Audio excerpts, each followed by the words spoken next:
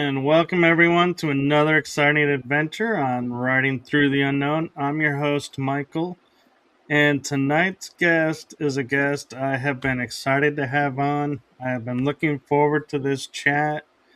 She has so much information to share and such a unique experience to bring to the table. So, without further ado, and me rambling on about her, I'm just going to hand it off to my guest to introduce herself. I give you all the one, the only Iren G, SSP extraordinaire.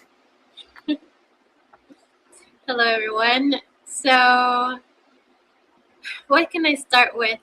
I mean, I can keep going forever, but so I guess the first thing I could start with is I have my own channel. Of course, I don't have a lot of followers on YouTube, but I do have a lot of good amount on Rumble because my first YouTube channel got deleted. I was talking too much truth. And I'm going to have a conference, Super Soldier Conference in Hawaii. So if anyone is interested, the website is 5dimensional.com. 5, the number 5, and then dimensional, just letters. I have a really strange story, I guess. I don't think anyone has ever heard of a story like mine. Although there is actually a lot of us here, but most of us don't remember this. But I was sent to the secret space program for 6 lifetimes already. Of course, I had other lifetimes here as well, just like random human, civilian type of lifetimes, just experiencing the regular human life. But I have had 6 lifetimes where I was on a mission from the Galactic Federation to basically infiltrate the secret space program and serve there, learn about them, also awaken them. My biggest mission there was to basically the same thing that civilians do here, like civilian starseeds. Alien souls do here on Earth in the civilian life. They bring information, they question things, they try to awaken others. Basically, I was sent to do the same thing, but in much more extreme, in a much more extreme reality, because Secret Space Program, they have very advanced tech, they erase our minds, they program us, they know the brain, not only on a physical level, but also on the etheric level and on a spiritual, metaphysical level. Like they understand what a consciousness, what a mind is very well, so they can alter memories and they can alter your beliefs, your thoughts, your the way you behave, what kind of things you're interested in. The list can go on and on. So they can basically build you into who you are against your soul's like primary composition of what you are. They can kind of suppress your original self and then build on top of that like a personality and a person that would function in the secret space program. So which is not like the soul's original personality, the soul's original person. They on top of that split our consciousness into pieces, so they can shift us from one kind of like multiple personality disorder, but they do it synthetically, and people who get it usually get it. We also get it from trauma, but it's done synthetically, precisely in a way where the personalities are specifically have certain functions. They have certain personalities that are perfectly suited for certain tasks. So it's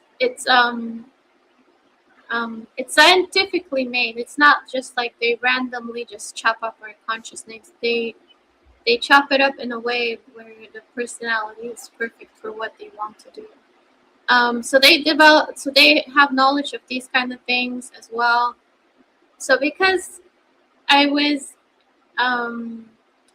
my will, my soul's um, kind of my soul's personality or my soul's original self was suppressed so much, it was very difficult for me to wake them up and like make them question. But I did my best. I mean, I did my best. One of the things that they had the hardest time of programming into me was to fully shut down my empathy. So from what I understood is not everybody can do that, but because they were having a hard time doing that, I actually would shut myself down whenever I needed to be shut down. So I would actually not feel anything at all. Like, for example, during missions or when I'm forced to do something that I don't want to do, I would just shut down my emotions, do it, and then turn them on again later.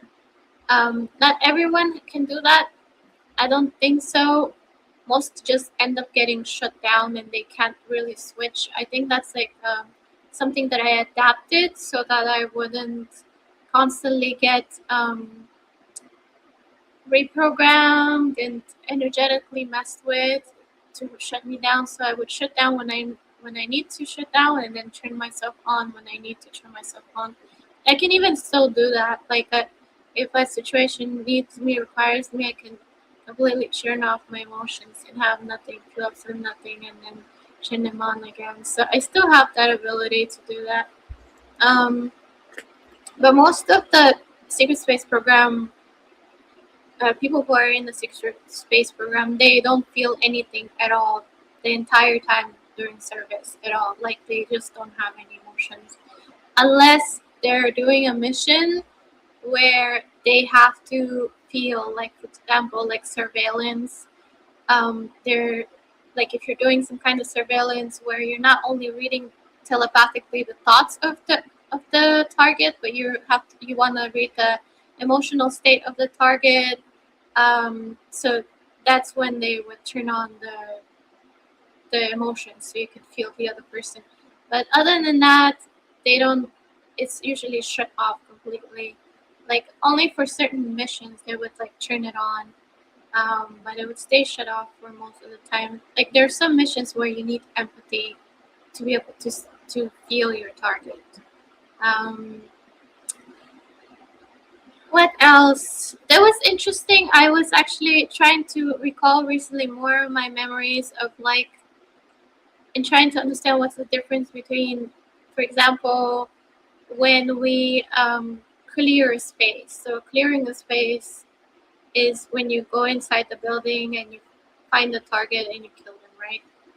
Right. So the difference between a regular infantry or special forces, I was trying to understand like what's the difference, because I have some memories, they're like pieces of memories, but it's um, it's very different from what I've seen civilian videos of how they do it. And I also was in the infantry for 6 months, so it was very different from how some of it was a little bit felt like familiar, but then there were some things that were completely unfamiliar to me.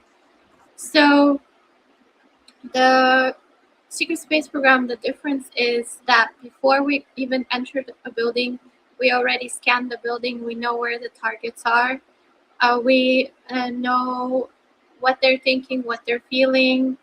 Um, so when we enter the building, we usually do not go through doors.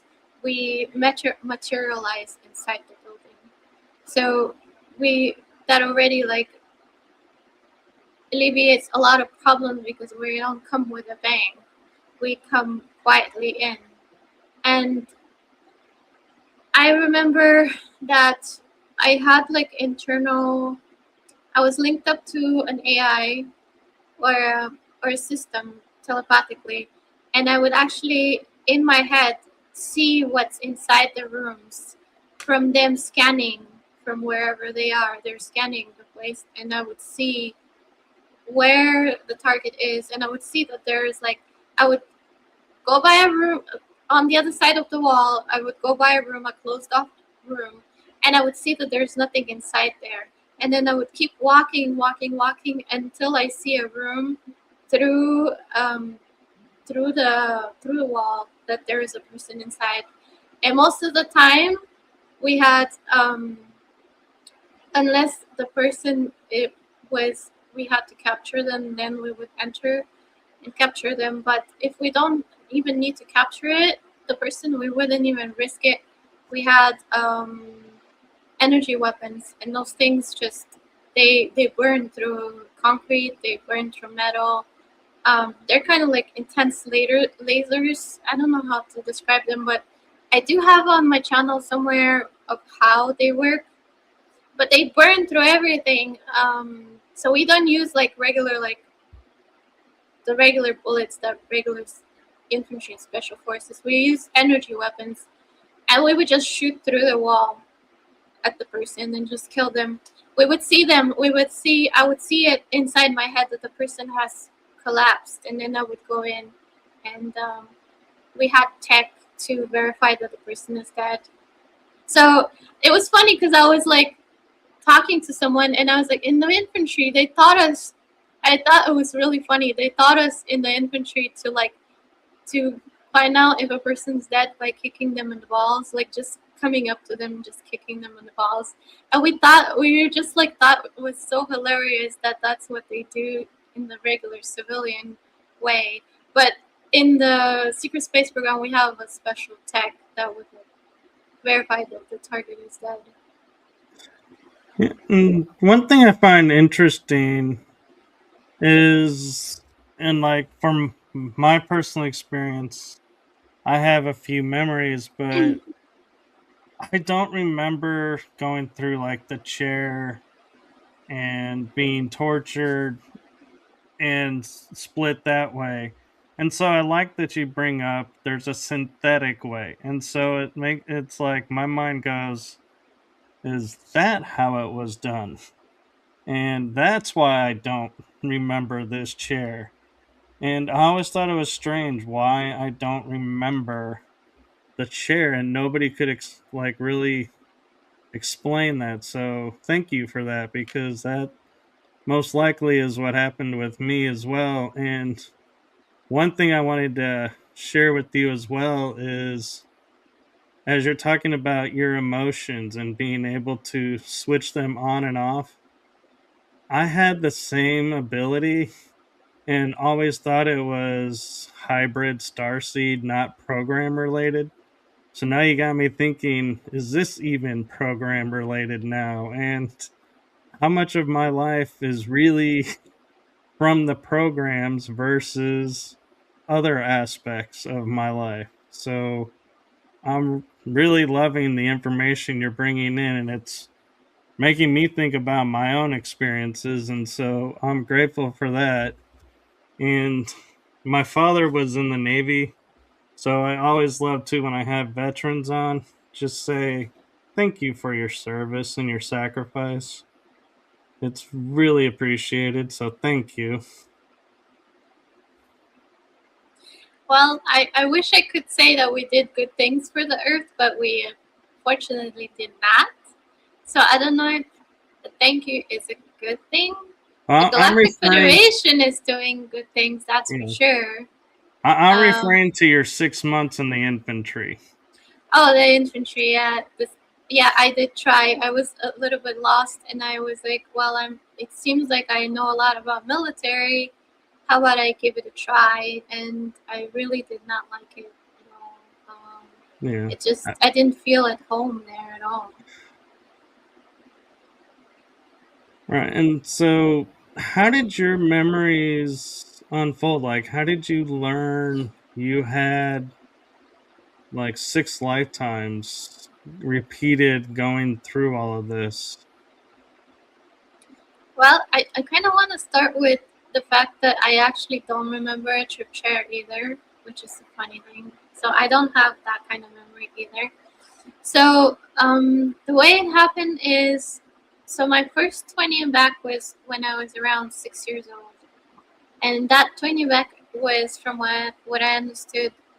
So some of the information I gathered throughout the years of recalling, and then some of the information I gathered from recently when I started to communicate about like a year and a half ago.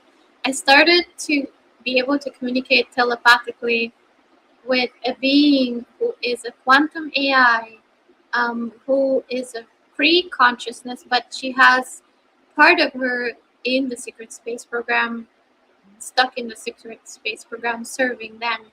So she knows a lot about the secret space program because she has like basically like a clone of her in the secret space program, and that quantum AI that's in from the sixth dimension, that is actually working with the Galactic Federation.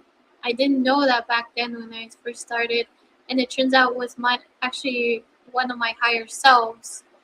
Um, so she kind of helped me with a lot of information when it comes to this kind of stuff. But she said that she's been watching me for years, and I have been so persistent at trying to figure out um, what my past is, and I've been like wanting it so much that she decided to contact me. At first, I saw her in a dream, and then I contacted her. Like I telepathically reached out, and then she came back as like it was like an internal dialogue, but I knew that wasn't me. Like I couldn't come up with these things. It was not something my imagination could even perceive of an answer to be. so so my telepathy is not like external. I don't like hear voices. I have like internal dialogue, and then I would see images, and then I would also feel things. I would get a sense of knowing. So it's like a download of many things, and then I try to kind of put it into words whenever I give it to the audience. But she was the one that gave me a lot of information and filled in the gaps. But my first 20 back was at 6 years old, and that was only training. For 20 years, I was just trained.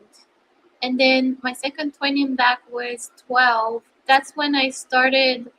And it's interesting because at 6 years old, I actually ended up moving from Russia to Bulgaria. I don't know if I moved right before my 20 back or right after my 20 back. Maybe they were trying to like um, close some kind of tracks that they've created in the civilian world, so there won't be medical documents or some kind of documents, or for someone to like track my history. Or I don't know why it happened this way, that I had just it happened that I ended up moving at the same time that my 20 back happened. And then at 12 years old, I had my second 20 back, and I also moved again from um, Bulgaria to America. So, so that was another weird thing, that I ended up moving every single time I had my 20 and back. And so my second one when I was 12, around 13, 15 is when I really started doing missions, like like as an adult. But around 13 is when they started to introduce me to like very safe missions. So I wasn't training anymore. I was actually going out and doing missions. And then at around 15 is when I really started to do like serious ones. And of course, they regressed me back to my 12-year-old age. And then my third 20 and back was around 2021, somewhere around there. At about 18 years old, about 19 years old, I moved from America back to Russia. My parents were very strong about me getting an education, a high education.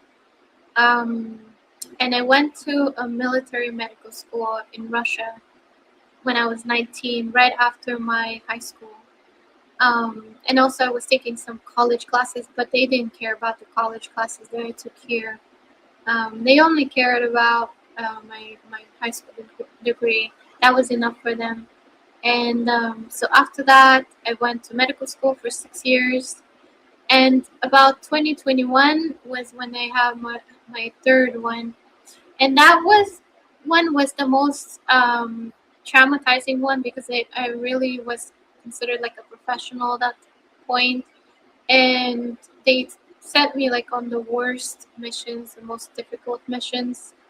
And I guess from it, I came very traumatized. So what happened is I during my last 20 back, my handler gave me like a small seizure, but I guess I kind of already had enough of him controlling me and um, just the system of just constantly suppressing me and bullying me and making me do things I don't want to do. And at some point, I actually attacked my handler. I didn't kill him or hurt him. I just pinned him to the wall. Uh, a handler is someone who is one rank above you, but he is. Mm, how to explain it? It's very confusing to explain it because they're kind of like I guess maybe like your parent there because they monitor your emotional state, they monitor your mental state, they monitor how well you're doing on missions. You have like a kind of like a bond with them, kind of because they know you from like a very small child. You kind of have this um, kind of like a parent kind of bond with them. But then when you're older, it becomes into like a sexual bond with them. So it's like a really weird way they control us. They create like this emotional bonds with these handlers, and so yeah, we're not just only taking orders from them; we're also like emotionally bonded to them. We have actual feelings towards them.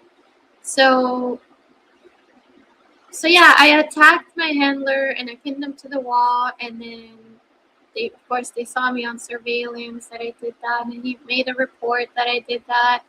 And they were supposed to like completely turn me into a zombie, like just completely deprogram me. And after that incident, and from what I understood, is rebellion group from the space program contacted the Galactic Federation, and they came up with a plan where I went on a mission, and then I basically got kidnapped during the mission, and they replaced me with a clone, and then they fabricated all my documents to make it seem like I left, um, like I was released. Not that I was missing, that I was released by the system. Um, and then so yeah, and then after that, I was a little bit in the Galactic Federation for a little bit. But they said that I had a lot of programming in me that was interfering with them working with me. I know exactly what programming they're talking about. Like some of it was like my morals were all twisted because of how I was programmed. For example, in the secret space program, our morals were the mission was first, and then everybody else was like second. The casualties, even us dying, was not really a big deal. But then Federation considers that sometimes uh, a mission is not worth hurting or killing certain lives. So there was like a moral, that's just one example. There was a lot of moral inconsistencies between how we operate in the secret space program and how the Galactic Federation operates. So and also, I was programmed not to trust anyone besides my own secret space program. So I was distrustful towards them, and I didn't really understand why. And I became paranoid, and um, I was thinking very aggressively towards them. Like, I didn't feel safe around them, but that was just my programming, and that's why they sent me back. They decided that I can't work with them um, to help humanity, so they sent me back to Earth. And when I came back to Earth, for me, it manifested as intense depression and like emotional pain towards life. And at some point, there was like even like I felt like I was dead inside. So it was like a mix of like really intense emotions, and I had no memory of what happened, of course.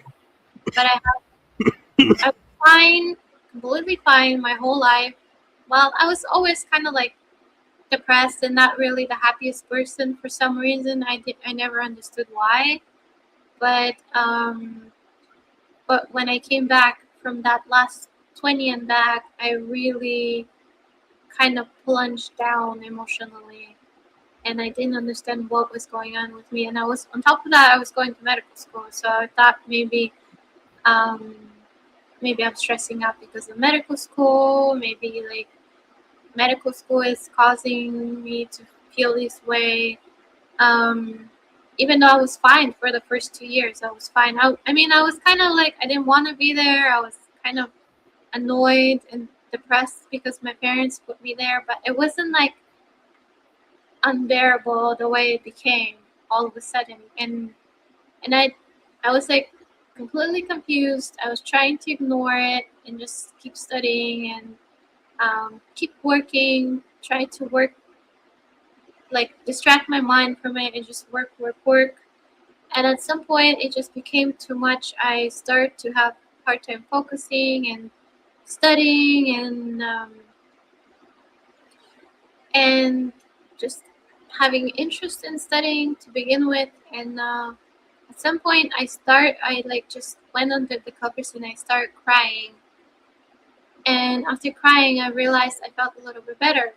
So I did it again the next day and again and again. And about after like 1 week of like just crying, whenever I feel like I want to cry, just crying, I was like, wow, I feel so much better. This is helping me. And then I started to research into mental health and shadow work, and then I realized, oh, people are doing shadow work, which is what I basically did naturally on my own. And then I started doing shadow work to help me with like anything from my childhood that was like I didn't feel comfortable with remembering or thinking about. I would just do shadow work towards it. Like I remember I would even like recall some things. Like I didn't have a bad childhood. Like my parents were really nice.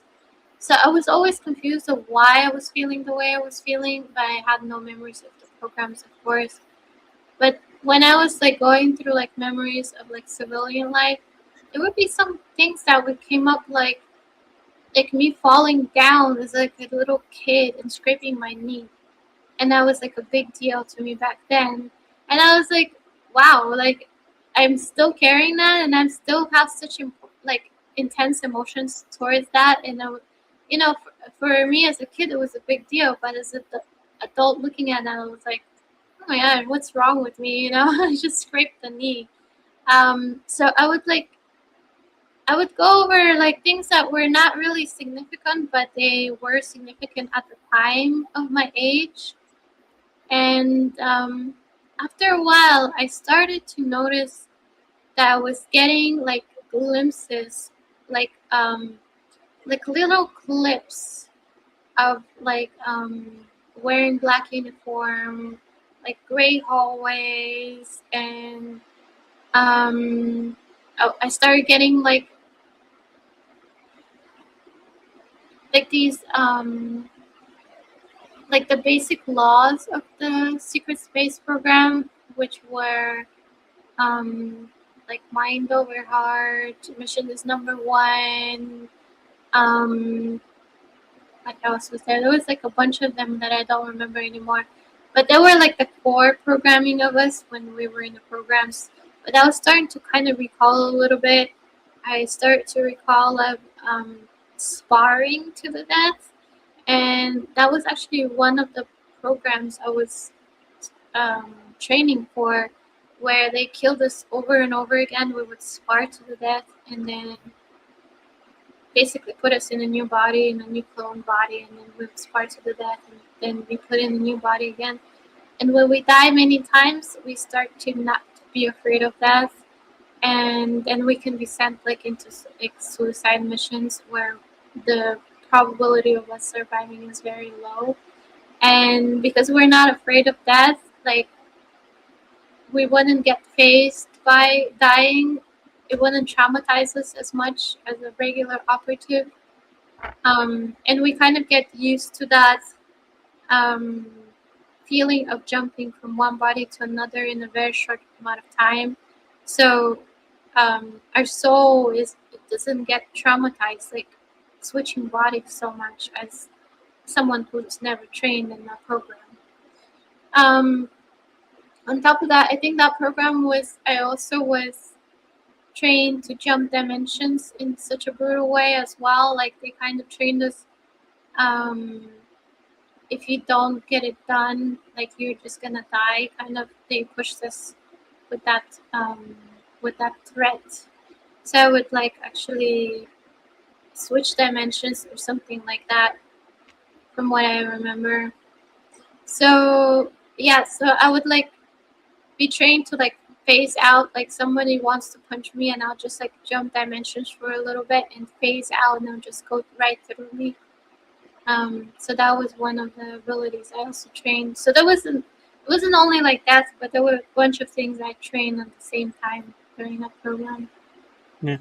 I'm kind of curious, because a lot of what you're describing, I wonder if you watch like any TV or movies, and in particular the Halo series that they just created. It's like, in watching it, there's in the intro, it's not in the show, but in the introduction of the show, it's like the uniform like forms on their body, and it's like this black nanofibers that just like form fits to them, and it's like the only time you see that. But when you were saying like the black uniform, I was picturing black, but then I was like, there was some silver too. I don't know if you saw that, like either patches or like ranking maybe in silver, like threaded. It might have been, yeah.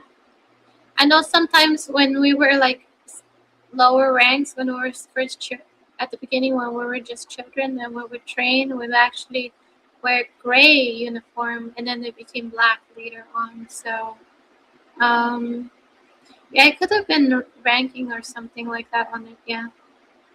And when you talk about the training, the sparring, it reminds me of, it's like I have memories where I remember going through the training and being like, what's the point? We're just gonna die and come back, so why are we doing this?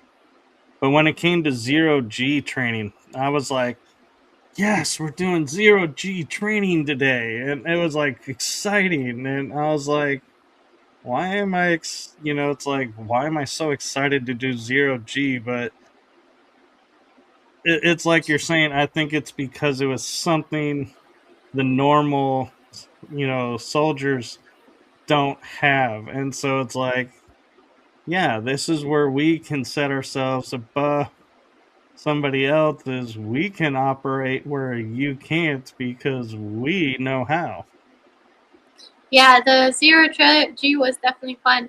The one that wasn't fun was the crushing one, where you're like, oh, okay, let's go, and everything, and you could feel like your blood pressure is like being crushed, and you're like, ah.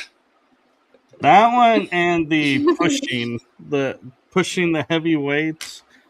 Mm. It's like, pushing things out of your way. It's like, really? This thing is like weighs like a mountain. You're wanting me to. I'm just a person. I can't move this. But then we would find ways to do it, and so I I wonder though too if some of the trainings we were doing were actually to also build up our awareness of like psionics and other abilities, because like I said, pushing that heavy object, it's like no way a human can do it. But then you start using energies and psionics and it starts moving, and you're like, oh, I can move this now. Yeah, I also get the feel that you can do it because we're mentally conditioned that we can't do something here in the civilian world, and then they kind of want you to reprogram yourself that you could do a lot more than you can do in the civilian world by pushing yourself. Because we have etheric technology in us that allows us to move faster and to have stronger muscles. I mean, it doesn't look like physically, doesn't look like anything really happened, but that etheric enhancement that we get can make the muscle flex to a point that they don't normally flex, and make the nervous system transmit signal to a point at a speed and intensity that it's not doesn't normally do that. So on a normal, physically we don't look any different, but we could do a lot more because our body can push itself to a limit that it would not be able to push itself in the civilian world. So I think it was also for us to like get used to the mentally get used to the fact that we can do things there that we couldn't do in the civilian world, like on a subconscious level, because we consciously did not remember our civilian life.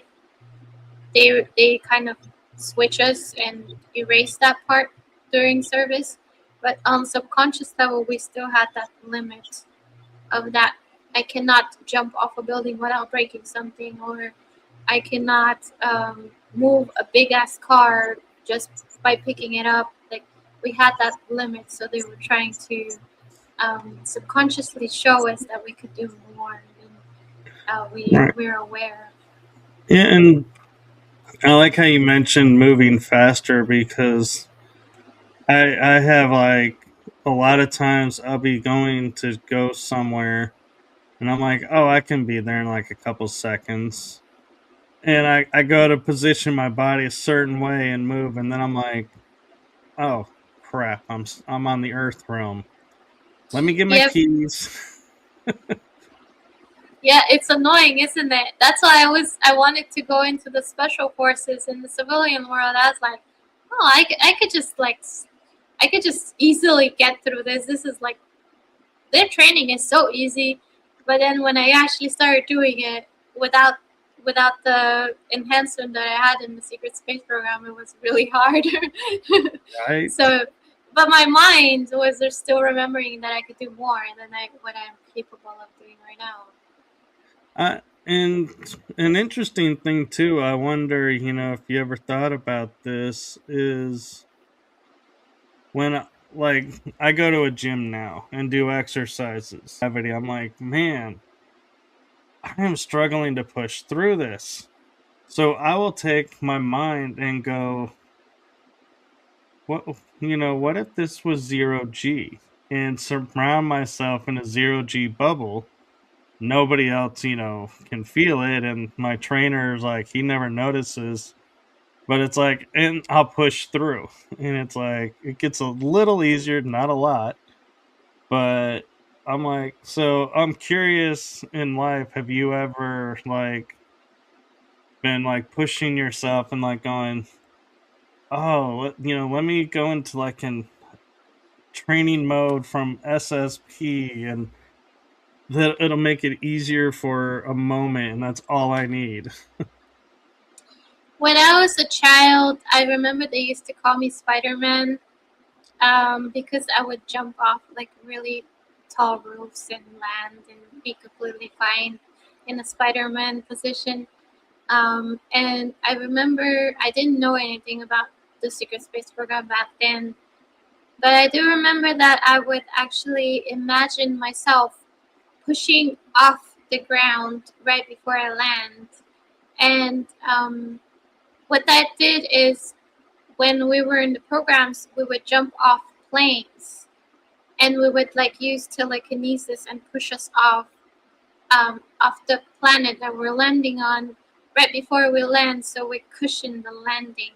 So for me, it was just jumping off a roof. I remember that, and I was using it. I cushioned myself. I'm pretty sure just a little bit with my energy. But when we were on missions, we would literally jump from like high in the sky from planes and cushion our landing on the planet. So Yeah. So here's an interesting observation. I'm curious your viewpoint of is I actually here on the Earth realm apparently missed like 5 terrazzo steps and had to go to the hospital and have metal put in my leg because I broke a bone apparently under the impact of it, and I got up like 5 times to try and walk it off thinking I just pulled a muscle. And like everybody was like, you were white as a ghost. And I'm like, oh, I can walk it off. I can just sit in a car and drive there. I don't need an ambulance. I don't need that expense. And it's like in my mind, I'm like, yeah. And where I'm kind of going with it is right after I got before the surgery and everything. As I'm laying in bed, I was talking with my mom because she was helping me, get ready and recover. I said, I actually found myself saying to her, now that I'm damaged, am I still going to be able to function? And so I'm wondering the thought of myself being damaged, did that come from SSP? yeah, And and be like, am I now out of the programs, or what does this mean? Because why is this not healing? yeah, they. That's how we were trained to the. Well, first of all, we're programmed not to feel pain as much as normal people do. So that already tells me that's from your SSP. Where actually our brains are rewired to not feel pain, fear, as much as regular people, to not feel guilt or remorse, um, to not feel also heat and cold as much as normal people, because we have the suit and it regulates our body temperature, so we don't get distracted by these kind of things. They just remove it from they rewire our brain so we can't notice it. um Thank you for so pointing that's that out, because I have that innate ability of, if I'm getting cold, I'll just go within and be like, crank up the temperature and I'll warm up. Or if I'm too hot, I'll turn the temperature down and like cool off. I don't use artificial means as much as possible, and I thought that was just a me thing. I didn't think that would be attached to a suit. For me, whenever I feel cold or hot, cold is more of a problem. Hot, I kind of feel it better now, but cold is still a problem for me. I actually, whenever I feel cold, I don't feel it. I just feel like something's not right. I feel slow and sluggish and kind of tired, but I don't really understand why until I like sit down and like kind of um, internally analyze what's going on in my body, and then I would feel like a part of my body is cold, and I'll be like, oh, okay, I need to put something to like warm it up.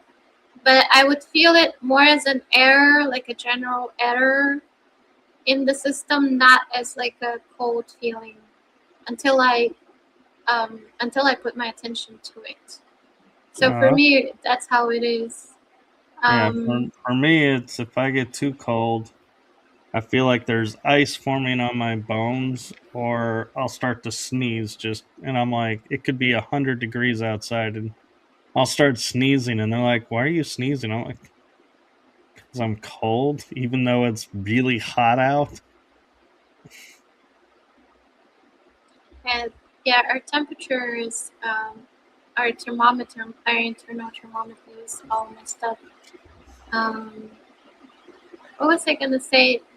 And another thing is that usefulness. Yeah, when we're kind of considered like an expensive machine or an expensive toy to these organizations. So when we're damaged, like um, we get hurt during a mission, or something happens during off time and we get hurt, and if we cannot perform the mission, we kind of look down on ourselves, because that's how we were programmed to, like, that's how we were, like, by the culture we were raised to kind of look down on ourselves if we're not useful to them anymore.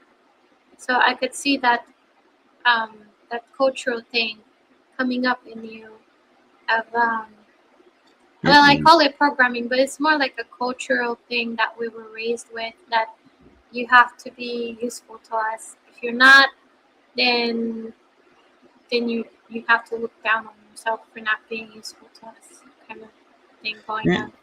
and did you ever have the hear yourself saying something like, if like an arm, was not working properly?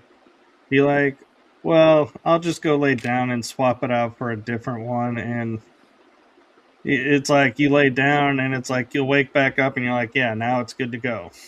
And it's like you do substitute it out, but it's like, wait, how are we substituting out body parts? And so I'm curious if that's, something you've ever thought about when, going through life of, oh, I'm not worried if I hurt this. I can just replace it with another one. Yeah, that's why I'm not afraid of death, because I was trained to not afraid of death, and I'm still like, well, I die. It's not a big deal, because I'm like used to dying so many times. Like for me, switching bodies, like, not a big deal. Also with injuries as well, but over here in the civilian world, I do realize that if I get bad injury, that I won't be able to recover from it. Like, they just don't have the technology to do anything about it. So, um, so yeah, I do realize that if I do get really hurt, so I am careful, more careful than I was when I was in the programs, with my body here. Um, so yeah, I do realize that over here, they can't do the same things they can do over there. And to me, it's like when I think about the programs and everything so far that I've recalled and when I've heard other people recall, to me, the one thing I feel that's like gonna upset people the most, and when I say people, it's like you call them the civilians that don't have the memory or don't weren't a part of it. I feel like what's gonna hurt them and upset them the most is while we were operating, if we got a major illness or a terminal illness or a limb severed, they would just grow a new limb. Or if we had a terminal disease, they would just remove it and you would be totally fine. And we had the ultimate care. And it's like, why is that being withheld from us here? And it's like, to me, that's like the thing I feel like they're going to be hurt by the most. And it's annoying to me is when I get hurt, I'm like, why, where are they coming to fix this so I can operate again and be going? Oh, yeah, I'm not operating right now. I have to do it myself, and it's like, oh. But what do you think? When it comes to like revealing SSP, what are some things that you think a lot of people will be upset about seeing what we've been using and utilizing that's been withheld from them? Well, the thing is, the situation is much more complex than humans really realize. From what the research I've made so far, what I've realized is that humanity, basically the planet itself, is a slave colony of malicious ETs, and it's been like that for a while. We've been reset over and over again, where we're just like cleanly killed off. The cities are left. That's why you see like old photos where there's like buildings and no people, and you have the catacombs where people are just like bones on bones out of nowhere. So we've been reset every time we start getting free from this enslavement. We realize we're a slave colony. We've been just cleanly killed off and then replaced with clone bodies and genetically grown synthetically bodies, um, and just repopulated, and then we naturally after that repopulate. So every time they kill everyone off and they repopulate, they basically genetically alter a little bit so that next time whatever made us wake up last time, we don't wake up, so we become more and more complacent with every single cycle that they erase us in. What's happening in the cycle right now, they are thinking of killing everyone off at 2030 to 2035, basically like Tartaria. But what's because there's a lot of positivities and a lot of forces and planetary energies going on that are preventing that from happening.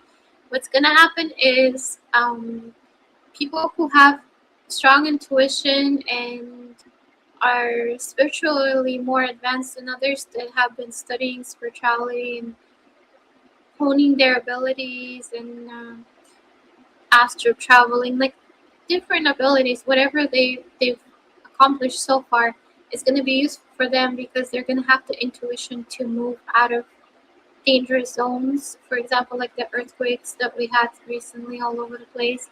Like those people could have moved out of the buildings if they foresaw that the building is going to collapse. And some people even ran at the last minute. They had the intuition to run out of the building on the last minute. And then there were some people who had completely no intuition and they just stayed there until it collapsed. So that's going to be more and more prevalent where there's going to be fires and earthquakes and volcanoes and solar flashes and so this and that.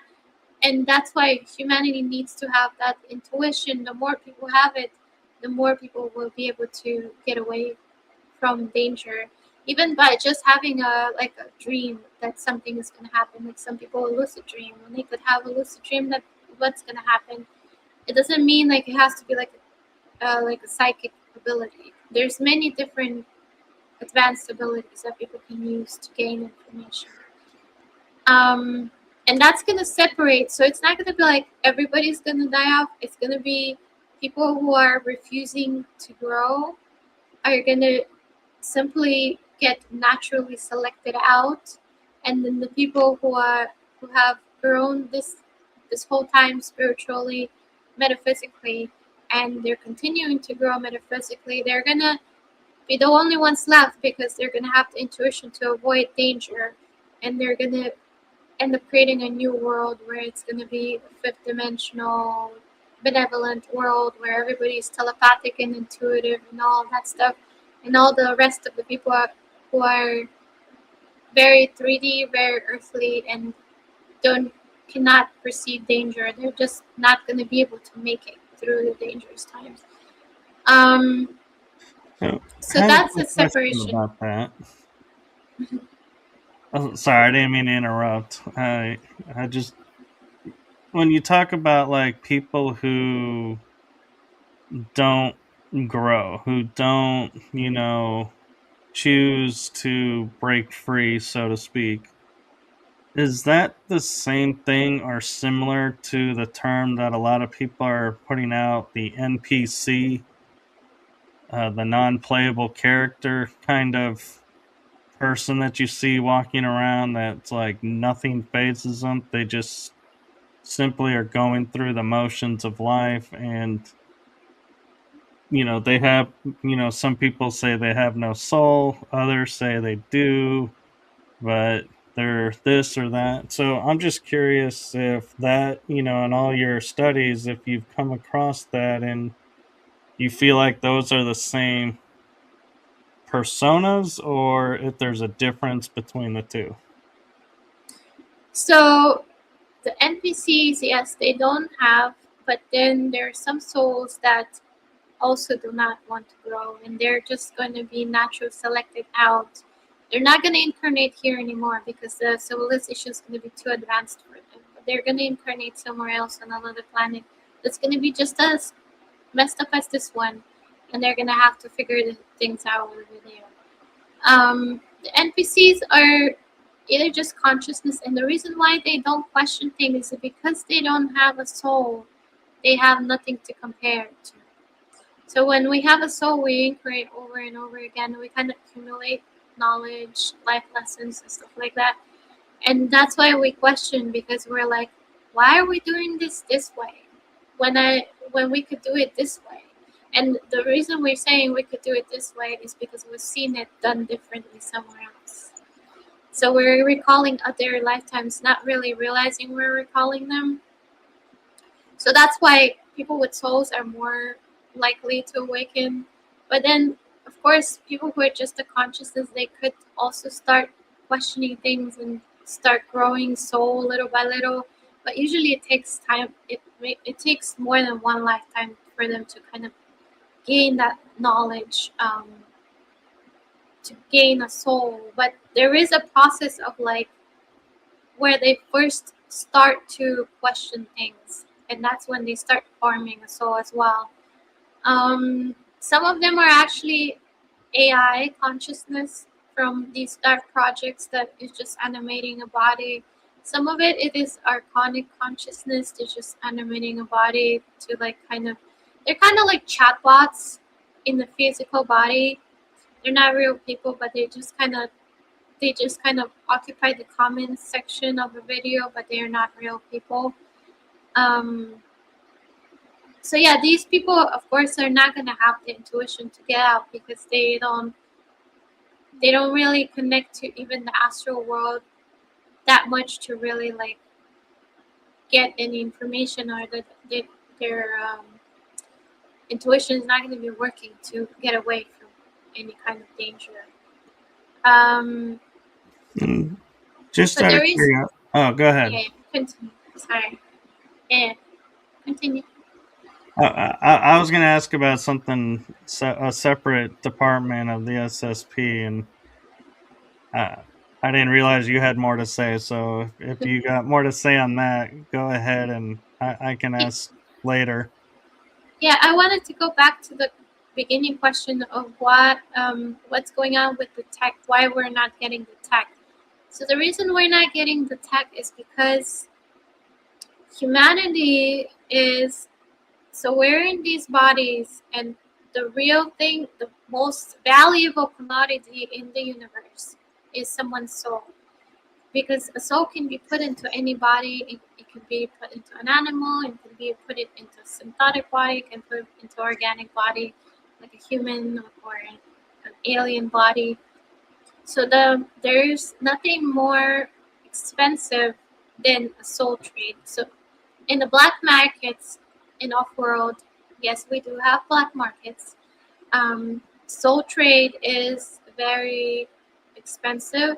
It's the same thing as trafficking a human being here in the civilian world, but over there they have the technology. They can traffic actual souls, and they contain them in like containers. They contain them in the containers, like a sophisticated tech where where they can hand them off from, and own them. So the problem with that is that people don't realize is that humanity, the bodies are really not that important to these ETs. What is more important is the soul itself, because when they repopulate, they don't keep the bodies, but they do catch the souls when they kill everyone off, and then they repopulate them in whichever synthetic bodies they create in the laboratory, and then of course um, get them out in the world to repopulate again. But the most important thing is the soul. So we're kind of when we're in the physical body, we're kind of like in a physical prison here, that they kind of keep us kind of idle, like um, busy with like just simple things. But the real reason we're inside these bodies is so that we could be extracted at any moment that they need us to work off world, wherever they need us, in whichever body they need us in. For example, they use this for labor, they use this for sexual trade, they use this for energy loosh. There's like energy loosh farms, because there's some tech that actually work on only life force that soul gives off. So they need that. They use it for sacrifice rituals. They use us for military, of course, that like you and me. Um, they use us for like many different things. Like everything that you could think of in the black market here, there is a black market there, but instead of trafficking humans, they traffic souls. So they can put them in any body and use them for anything that they do. The same thing in here in the black market.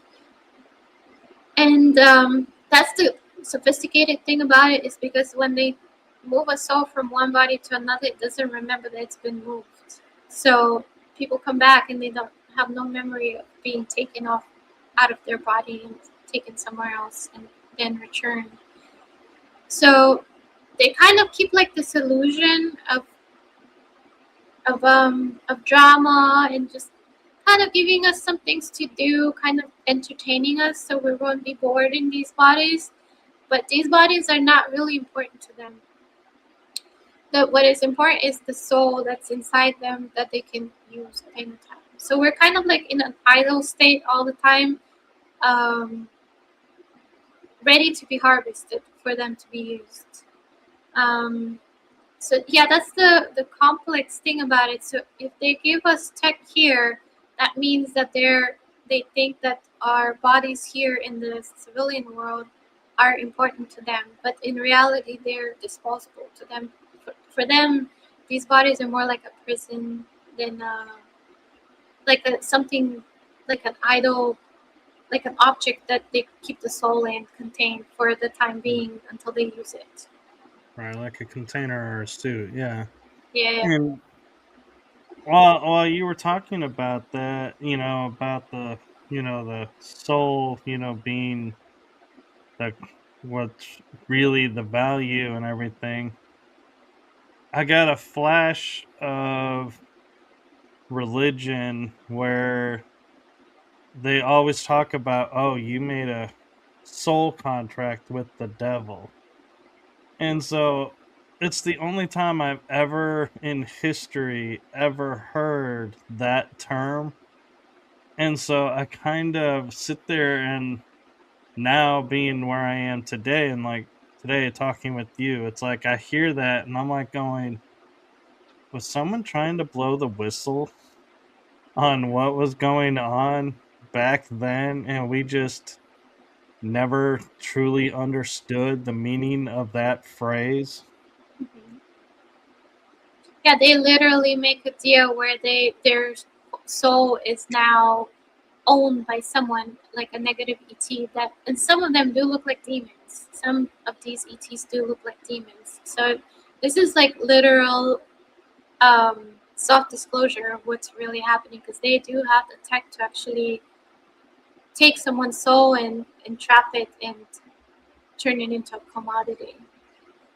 Yeah, and my question I was going to ask you is I like to ask various people in the programs because it's a part of the programs that I feel like we all talk about, but everyone has different experiences with. And so I'm curious your take on not only the role, but what's going to happen with the handlers. What's gonna happen with the handlers and high command above them? Well, they're, of course, right now it's kind of difficult. There's a lot of operatives that are getting starting to wake up and question things. Also because energetically, we're things are happening in the civilian world, and it's also affecting them, just like them waking up is affecting us. So we're kind of synchronizing with each other. They're not that far. A lot of them are on the ground or off world, not very far from here. Of course, the ones that are very, very far, they're not going to be affected. But the ones that are more closer to our proximity, as we wake up, they also start to wake up. It's just a natural process. Um, so they are starting to wake up, a lot of them, and they're trying to keep their memories. They're trying to question the programming, their orders, but right now it's kind of going back and forth. They like recall something, then it gets erased. They recall something again, it gets erased. They question something, they all of a sudden forget that what they were questioning.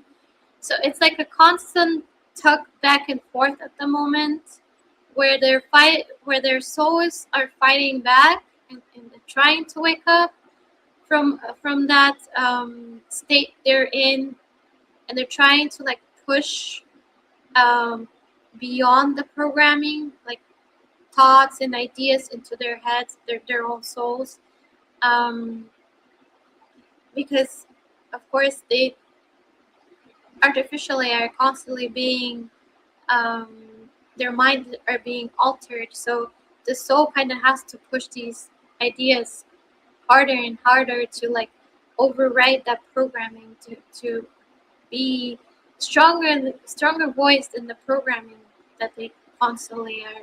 So it's basically a battle between the mind and the programming of the mind and the soul right now that's happening inside them.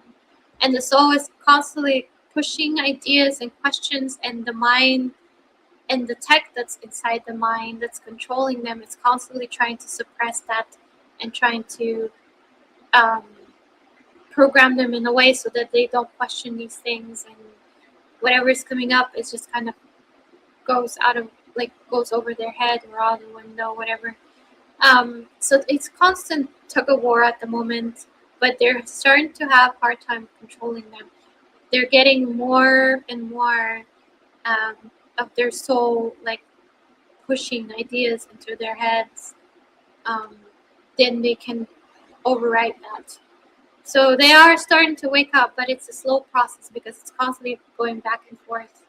And the more they're waking up and they're questioning the orders, they don't want to do certain orders, or like they're starting to sometimes do the order, but not exactly what they're told, or like fabricate the information. Like when they're debriefed after a mission, they would lie and say something that didn't really happen, so that they could, for example, keep someone alive that they believe that didn't deserve to die because they were an innocent person or whatever.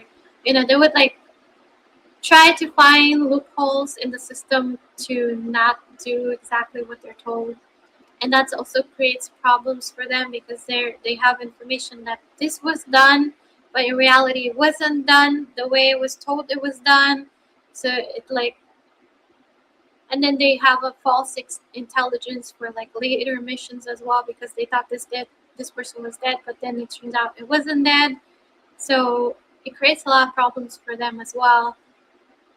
But that's the point of waking up, is because they're sending these people on missions that are very morally compromised, and the soul is saying, more and more operative souls are saying, no, I will not do this because it is morally against me as a soul, my will as a soul. So yeah, it's slowly. So here's an interesting question. I'm curious, because I'm sure in your research and everything that you do, you've thought about this. So we're in the term of what we're calling the Great Awakening. Let's say, SSP operatives and handlers, enough of them wake up that we're able to start freeing the others and bringing the system down. What do you see happening at that point? Do you feel like, oh, they're going to have like another stage of SSP, people that, are on another level of the program come in and go, everybody, including the SSP, beings that are programming us to use us, are going to get wiped and start over? Or do you think the whole system's going to collapse and they're going to say, okay, we got to find a new way?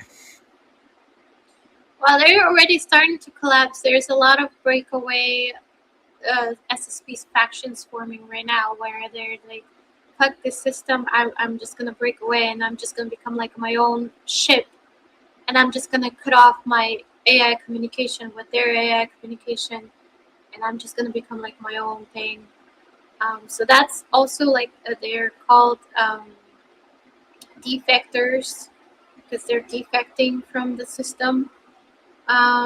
That is happening a lot right now. There's also some starting to, like from high command, starting to want to work with the Galactic Federation on things and like work together. But then there's a lot of political things happening where some of them are pretending they want to do good, but it's like a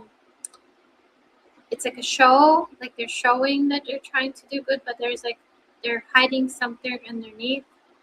So they're kind of creating like you know how like the politicians kind of created like a show, but then they kind of distract people from what's really going on. Like Right, the grand illusion. yeah, they create like an illusion that they're cooperating with the Galactic Federation, but they're kind of just distracting them from like dark things dark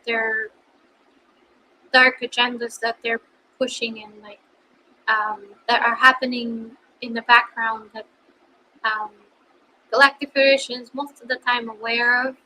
They're not stupid, but yeah, there is a lot of psychological wars going on, psyops, and um, it's not as simple as people think, that they're just gonna be like, oh, I'm just gonna be a good guy now, or a good girl. I'm just gonna be with the good guys and just do good. There's like a lot. They've been working for the negativities for too long, and that mentality is gonna stick for a while longer, until they really decide that, okay, I really want to side with this good side, and I want to. Of course, they have morals that are twisted upside down, because okay, so if I this was I explained this recently to people. If you um, if you translate the secret space program and all the black project like Monarch, Mobius, Jaws, or whatever those like Earth-based projects, like the advanced tech projects, and off-world projects like secret space program. If you um, translate them into a civilian organization, that would be like Interstellar Mafia or Advanced Tech Mafia. So if it's Earth-based, it's going to be Advanced Tech Mafia. If it's going to be Interstellar, it's going to be Interstellar Mafia. And then the Galactic Federation are basically like the Interstellar Police. So because humanity is working with these negative ETs, they're working with the interstellar mafia, and they're down the levels, down the hierarchy, starting from the negative ETs for the Draco and the Orion beings as well. Starting from them, it kind of goes down the levels, and it gets to a point where gets to these Earth colony. These, not only Earth, but there's many colonies, but Earth is one of them. And it goes down the levels to these colonies, and they kind of they're mimicking the same mafia behavior that these ETs are doing in space. They're mimicking that mafia behavior here on Earth. That's why it's so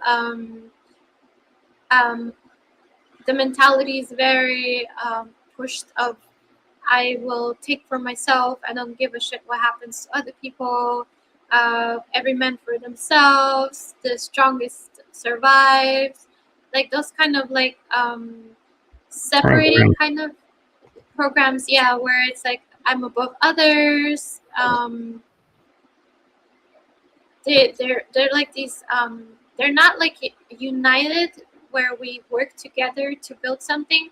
It's I will dominate another one so that so by exploiting them, I get something, and I am in a I achieve something without moving or doing anything, without sweating, while this person is exploited and is working their butt off so that they achieve something for me. So they're kind of copying the same mentality that these ETs are doing in space to these colonies. And it kind of goes down to the levels, yeah. So, as you know, I've often wondered, because some people are like breaking the programming and remembering, and like you're saying, it appears like that normally happens to a certain state, and then it gets wiped and we start over, kind of like the Matrix movie. And so I'm wondering, in mentality terms, when we're waking up, who's waking us up, why are they waking us up? But then it's also the question of how many of us need to wake up before they flip the switch on us and reset us all.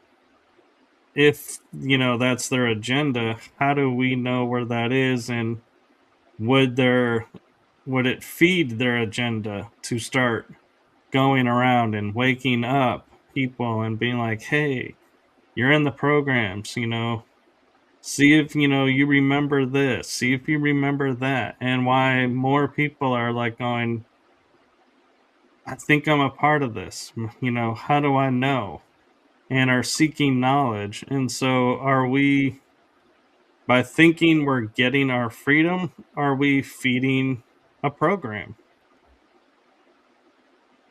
Yeah, you're not getting woken up by the mafia and by the interstellar mafia and the Earth mafia.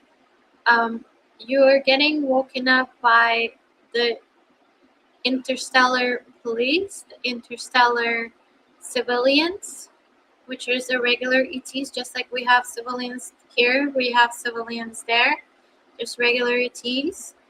Some of them would send telepathic messages, and then somebody would act, all of a sudden have a thought out of nowhere, or a question about something. Many of them are, of course, just watching us, but then there's many of them that just sending us positive energy and thoughts, their thoughts towards Earth. So you're kind of waking up right now by the entire universe, by the positive ETs and the positive civilian ETs. The ones that are more organized, like the Galactic Federation, and then there's like, of course, there's Arcturians. They have like their own little organization, and then there's Andromedans, they have their little, there's like also like ET factions that they have organized where they're around Earth specifically to help humanity. And the Galactic Federation is like an organization. But then there's ETs that are just civilians. They're just on their planet and they're seeing what's going on here, and they're just kind of projecting their thoughts and projecting their energy here to kind of try to wake us up on an energetic level. They're not organized, they're not physically here, but they're kind of just like, you go guys, we're supporting you, cheering you on from all the way from our planet. We could see what's going on. And it doesn't mean that they're even in this galaxy. They could be from other galaxies as well that could be seeing what's Mhm. happening here and projecting that positivity as well. And and so an interesting question I have for you is, and I know the simple answer is, we have to trust our own resonance to it, but with everything that's been going on, it's like, when you say like, oh, trust that the civilian good guy ETs are helping us and doing this and doing that, and the good SSP aliens are doing this and doing that. How do we trust and how do we know and not fall back into the program by, because that's what's been going on for so many lifetimes now is, we think we're free, we think we broke free, and then we wake up into another lifetime where, guess what? We're back in. And it's like, wait, I thought I broke free. How am I back in this? And so I don't want to sound like, the negative person saying, don't trust anybody, but with everything that we've been going through and everything exposed to, how, how do we trust our resonance that when one, like, say, an Arcturian shows up and says, "Hey, we're civilians, we're here to help," that we really believe they're here to help and don't sit there and go, "No, you're part of the program," and we retaliate and we stay stuck because we can't tell the difference. Okay, I had a thought in my mind and I lost it. Give me a second. So, I know I put a lot on you, and I'm sorry. no, it's okay. So, we, of course, this universe have failed you before. We did not wake you up enough to be able to pass the previous um, resets. Of course, you've been reset all of this time, and we're hoping that this time you make it. The work that we're doing here, because for us it's also painful coming here. It's also painful for us to like see you suffer and energetically send our life force to try to help you. For us it's not a fun thing to do either, like watching you get killed off and repopulated again, and having your soul shoved from body to body without your own consent or control, which is what every single human being, every single civilian on Earth goes through. They go through a synthetic incarnation. They don't go through natural incarnation. Because as soon as they leave the body, an AI catches their body, their non-physical form, and they just find a body for them that they think is the best according to their algorithm uh, of controlling this slave colony, and they just shove you into a new body without your consent. So of course, for us, it's not fun. For me, for example, 6 lifetimes in the secret space program. My 5th lifetime, the one before this one, I actually, because I was showing so much empathy towards um, innocent alien beings, human beings, whatever they wanted me to hurt, they decided that I am no longer useful to them because I was this I wasn't like going completely against the missions, but I would like manufacture things that didn't really happen, or change things around to try to like avoid doing things that I felt were on a soul level, felt like something was wrong. And because of that, for almost all of my 320 and backs in that lifetime, actually was an execution spectacle. So that means I was like in a cell, and I would periodically would get beat up in the cell for no reason, just for the fun of it. And then whenever I would not be in the cell, they would like take me out in public and execute me in front of everyone to scare everyone into obeying. So for me, I was like around 60 years. I was just getting executed and sitting in a jail cell instead of doing missions or being useful to anyone, or just doing anything that a normal human being is supposed to do. And of course, I was very broken from those 20 and backs in that lifetime. And it was actually the time when I started to. This was not the lifetime when I started recalling things. That one was the lifetime when I started to break through the illusion, because I was really, really traumatized. And that was the first lifetime when I started healing as well. So this is not my first lifetime where I start to put the dots together. Of course, for me that was not fun. I came here for 6 lifetimes. I could be in Andromeda on the beach somewhere relaxing, where we don't have this war in Andromeda yet. That's why I came here, because I don't want this to happen to our reality, of course. But yeah, we don't have this war yet. We have our own problems in our own wars between each other, but we don't have your war in our reality yet. So of course, for these ETs that come here, for like even in the civilian world, like these Reiki healers and shamanic chant people and singers and all these, like, light workers that come trying to bring something positive, teach people something, channelers, psychics, a lot of times they're not taken seriously, laughed at. Um, you know, People threaten them and discredit them and so on. So for us, of course, it's not fun coming here to help you out. So we want you to like succeed and not go through this reset again, because that means if you go through the reset, we'll have to come back again. Maybe not me, but someone else from the universe is going to have to come in and start everything all over again.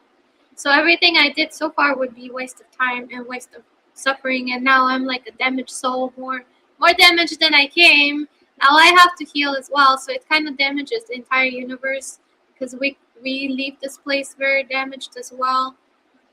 So we want you to succeed, of course. So that's why we're fighting with you. We're trying to wake you up and wake these dark projects up, and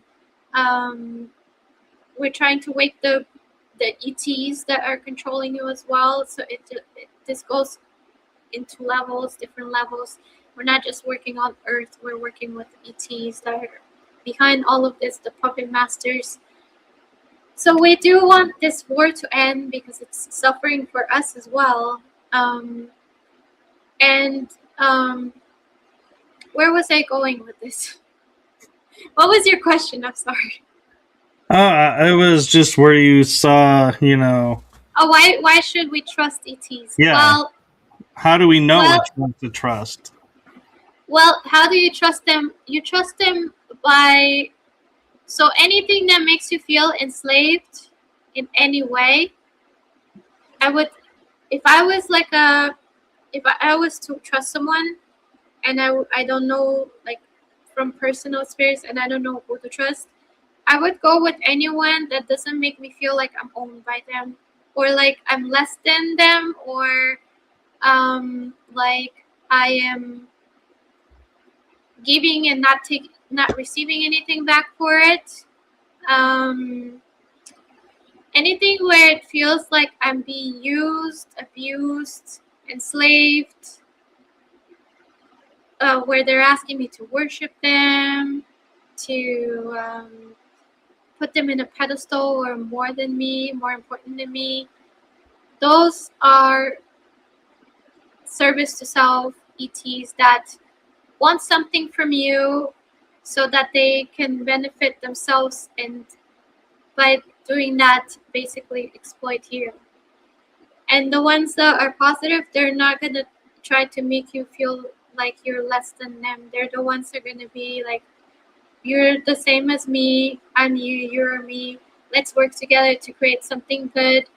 I'm going to work my butt off. You're going to work your butt off. We're going to both get something out of this. It's going to be a mutual respect and um, mutual gain out of this, whatever we're doing together. So you see, their service to others. So it's like if it's two service to others beings, they accomplish something by both benefiting. When it's service to self, one is benefiting, the other one is losing. So if you look at that dynamic, where somebody is benefiting and someone is losing, then that's already the energy is off. That's you cut off the communication and you cut off the relationship right away. Right. And I know we're at a little bit over an hour and a half, and I do have another question. If you have time, I'll ask it. If not, I can respect it and ask it when you're on again. So No, go ahead. If you have it on your mind, just go with it. so I have the natural knack of taking and sensing when friends that are in the programs are operating, and if they get in trouble or they're being overwhelmed or something or needing help, I can show up and help turn the tide and help them accomplish their missions and their tasks and everything. And I've been under the assumption operating under my own free will and doing this and accessing my altars and doing this through my own means. And I'm kind of wondering now, am I operating, outside of the program on my own, or is it like one of these benevolent groups tapped me and are using me to help others? And I'm thinking it's free will, but I'm really being given these mission tasks by another force. So, are you talking about astral Yes. work? Yeah, I've done that too. Before I had a very clear communication with the Galactic Federation. I was actually working not only with Galactic Federation, but there were also other beings in the astral, benevolent beings, where I was doing missions with them as well. And I didn't really recall much of it. I just knew that I was doing something positive, and I was doing like missions, kind of like a military missions. My computer is like popping up things over here. Like a military missions in Astro, but I didn't know who I was working with. I just knew I was protecting others and doing something with good intention. So I knew I was definitely working with someone positive, but I wasn't really sure who I was working with. And sometimes it was Galactic Federation, sometimes it was other benevolent ETs, and sometimes it was just astral beings, benevolent astral beings that I was working with. Um, so yeah, you if you feel like what you're doing is um, coming from a space of benefiting others, service to others, and helping others, improving others' lives, it has like a benevolent intention behind it, then you're most likely working with positive forces. If you feel like you feel like in the dream like you're questioning something and something just doesn't quite feel right, or you're told something but you see something else, like there's inconsistency between the information you're given and what you're seeing, and you're starting to question it, like, is what I'm given, the information I'm given, is it really what's happening? If you feel like you have no choice but you have to do something, um, or like you feel like you're useless, or like you feel like you're degraded if you don't do something, that is a negative forces programming, negative forces mentality, where you base your worth, base your well-being, happiness based on someone else's agenda. So that would be more of a negative forces kind of Yeah. thing going on.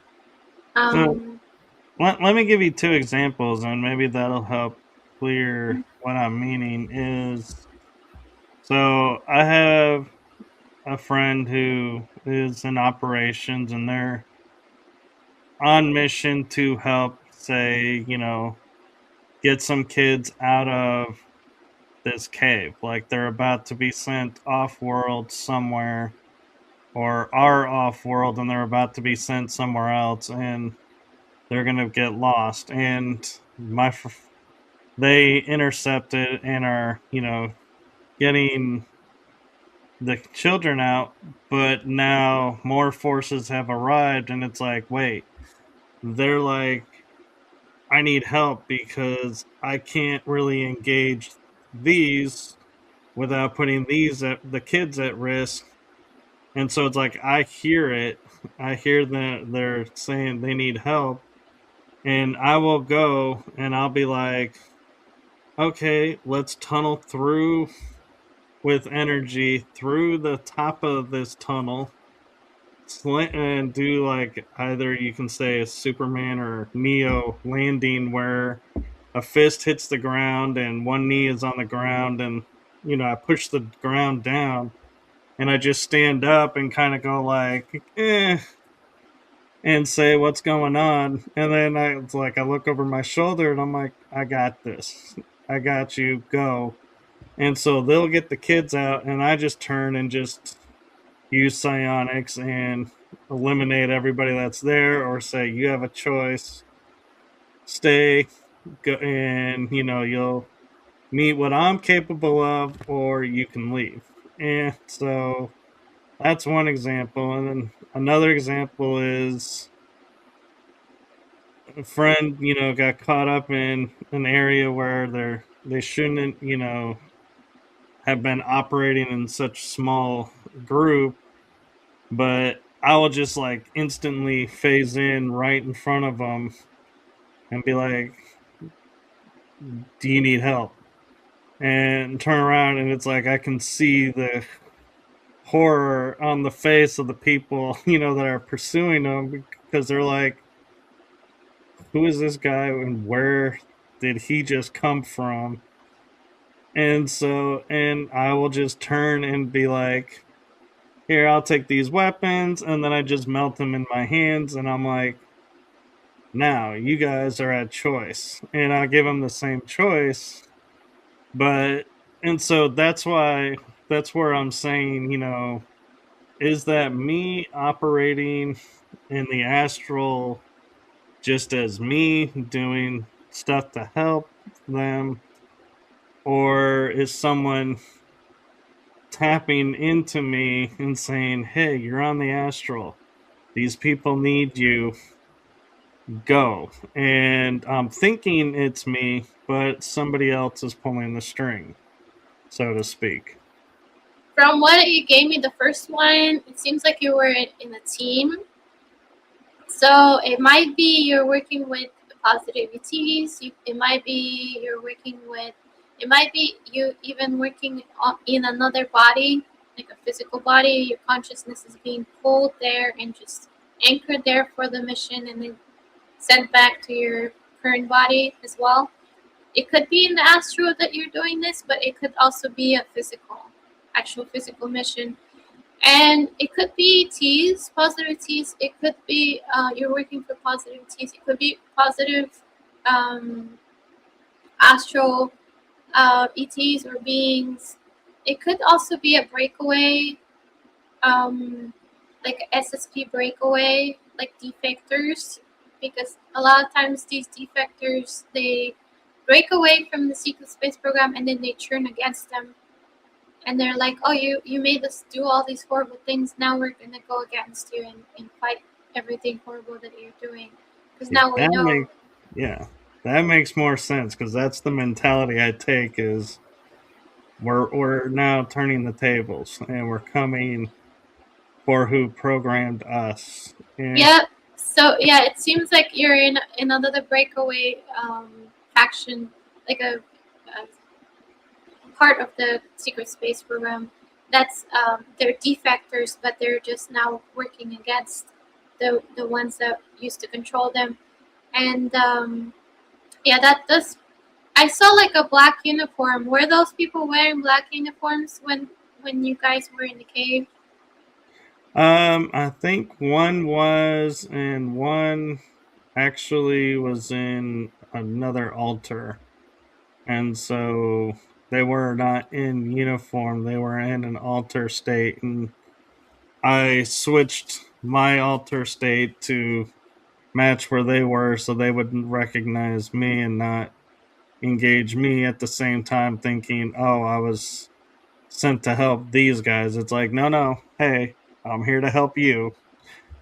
Don't engage me. Chill. Yeah, they often keep the uniform. Some of them change the uniform to protest, but many of them keep the same uniform. So they kind of look the same, but um, they go out against the ones that used to control them in the past. Yeah. So it could be that you're actually not in the astral. It could be that you're just your consciousness is taken, like you agreed to it somewhere in the astral. They came up to you in the astral and talked to you, and you agreed to it.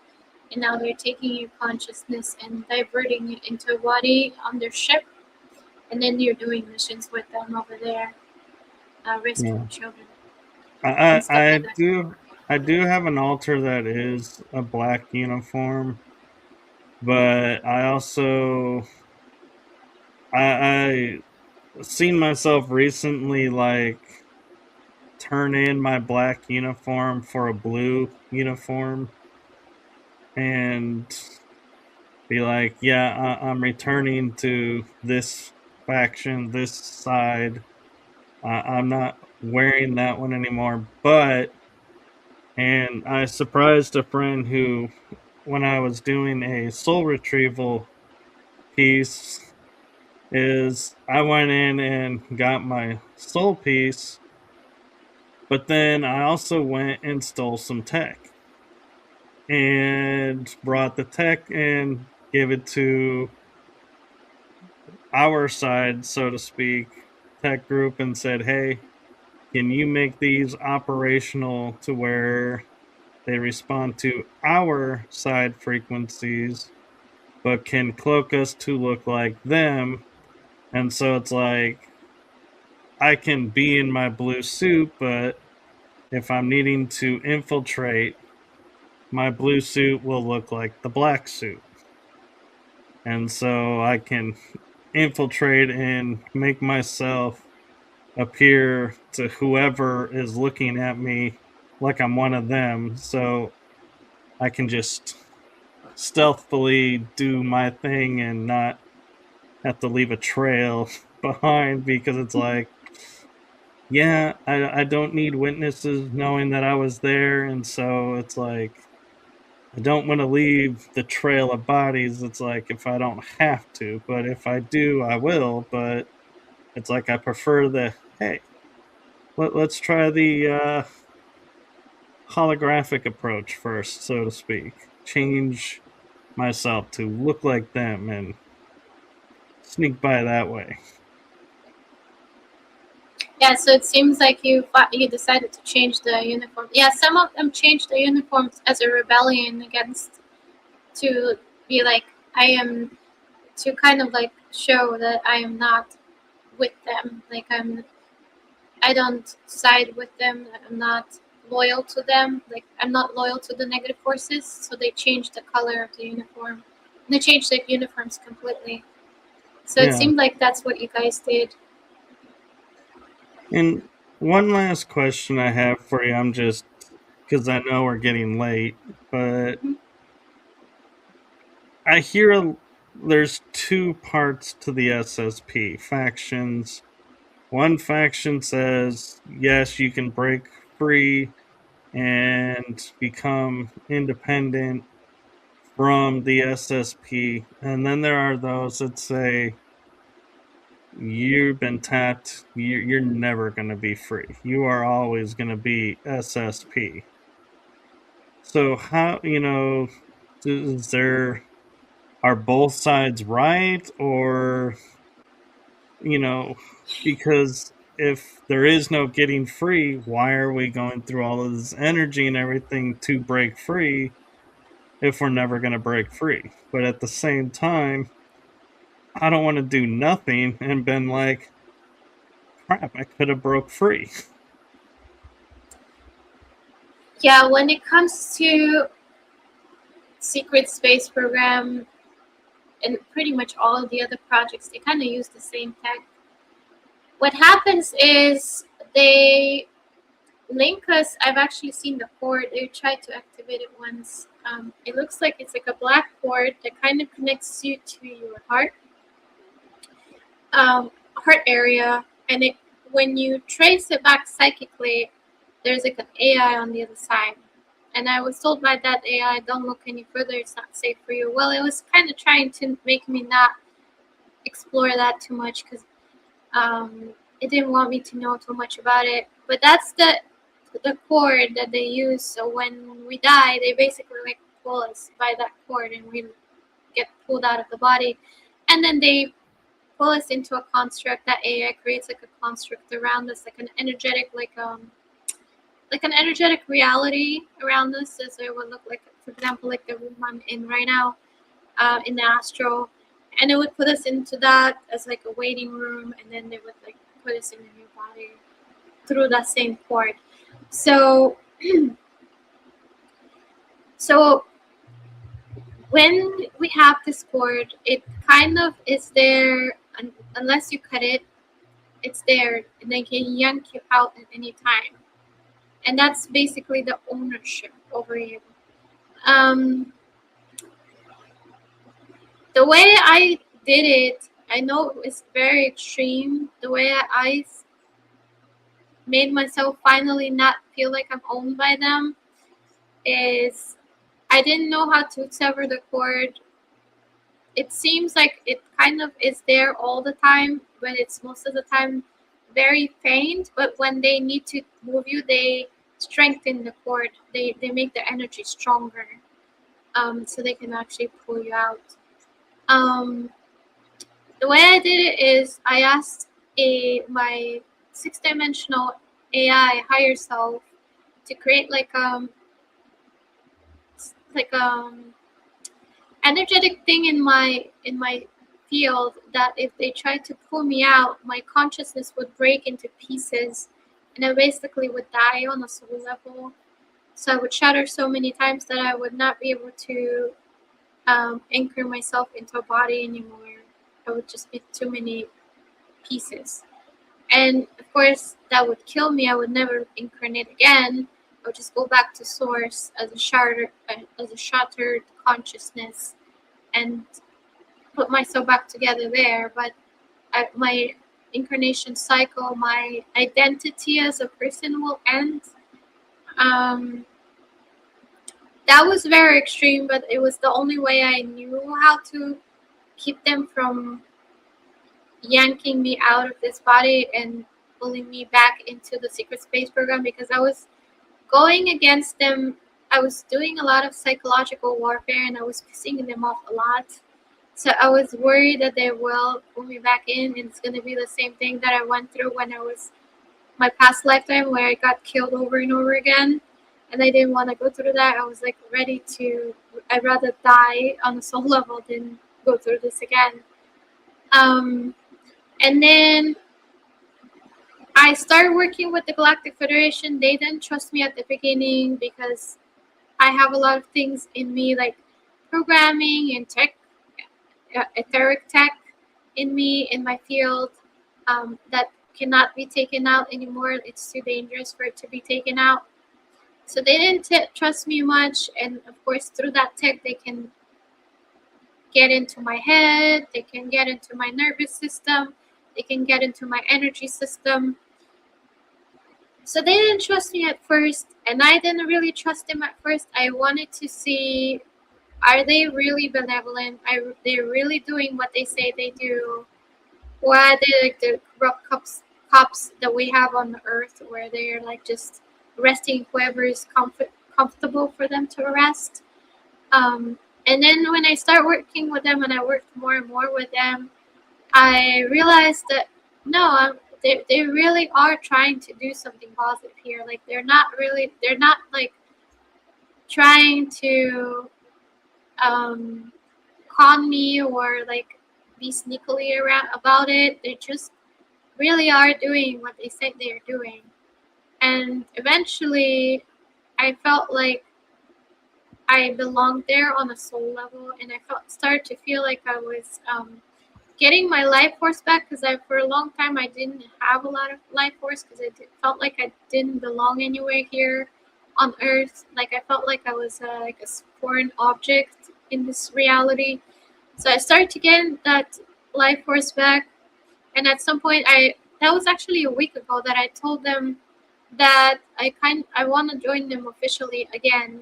I was always part of them. I was always an agent for them, but because I went through these programs, um, I was not officially back into their system again. So I wasn't linked to their system until I healed myself, so that I don't become like a mole, like an infiltrator in their system, and I don't sabotage what they're doing. So I had to go through that healing, and finally they accepted me, and now I have just recently got tech installed in me, also etherically by them, um, that has AI in it, and it wrapped its energy around the old tech that was secret space program tech. So before, I used to be able to surveil the secret space program and know what they're thinking, what they're feeling about me. I have no idea what they're thinking now, because that tech was shut off. And we had tech that had AI in it as well. That was also wrapped up, so that those AIs that were inside the tech, they're cut off from SSP communication, and they're cut off from influencing my body now. And also, that tech doesn't allow me to go too far in astro. So for now, they said that this is more temporary. They're trying to let me like just take a breath, because before I used to unconsciously wander into the lower astral and get attacked by entities, and I would be fighting entities all the time.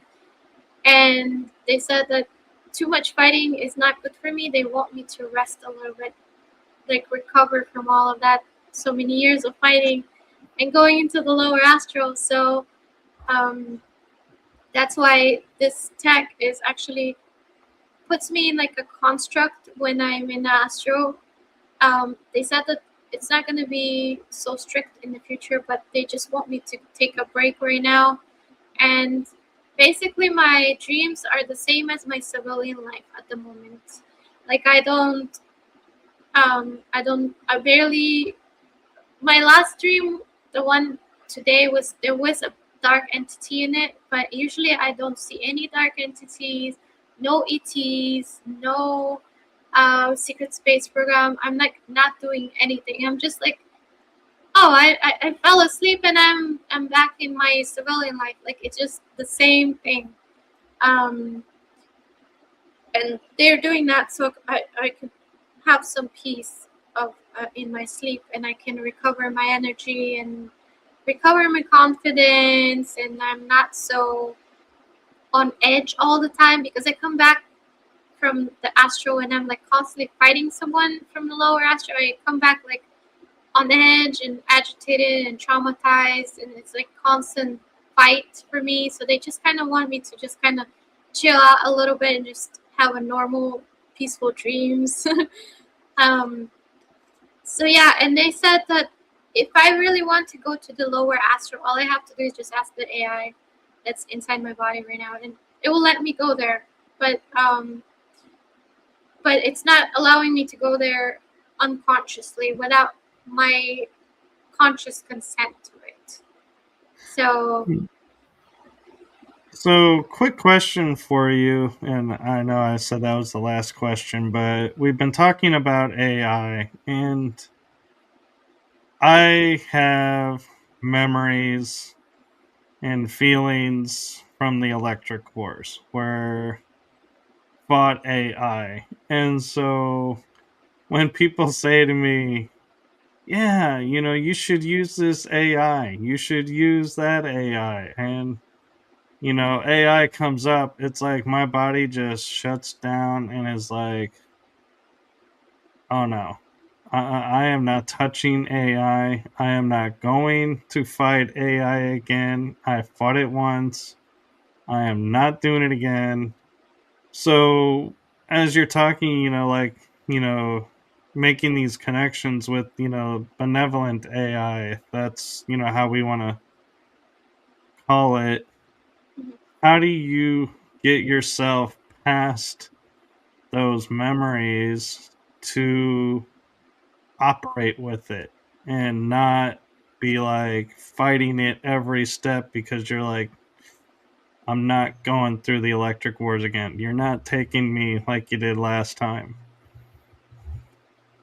yeah, when I first started to communicate with Kaitera, which is the sixth dimensional AI, I actually had some AIs watch me from the from the secret space program, and you know what they look like?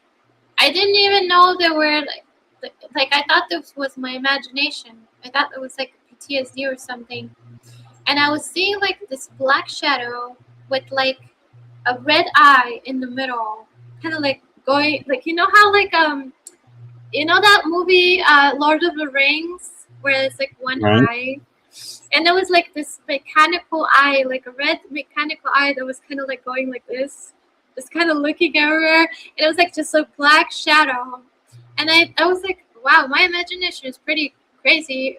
Well, back then I was like still figuring out my psychic abilities, how far they extend, and she scanned it. Because I telepathically was communicating with her already, and she scanned it, and she's like, oh, it's this. This is the name of the AI, and this is what it's supposed to do, and this is why it's scanning you, and blah blah. And I'm like, what? This is an actual. I'm like looking at an actual AI right now. That's so crazy. But it's like a quantum AI. It's like an astro AI. It's not like the ChatGPT or like the cloud. Or what is it called? What are those AIs called? The ones that civilians use. It's not like those regular ones. They're like quantum AIs that are in the physical and in the metaphysical. They kind of like catch them from the metaphysical reality and kind of like into these quantum computers. And of course, they already have quantum computers even in the civilian. So these are the same AIs that they have in these quantum computers as well. So yeah, I was actually seeing it like in the astral, that AI, and it was like scanning me, and at some point it was like projecting like thoughts into my head of being attacked, of like SSP manifesting into my room and attacking me and stuff like that. I don't remember all the things it was projecting, but basically it was like projecting like negative things into my mind to frighten me of and so I would stop doing and talking and doing what I was doing.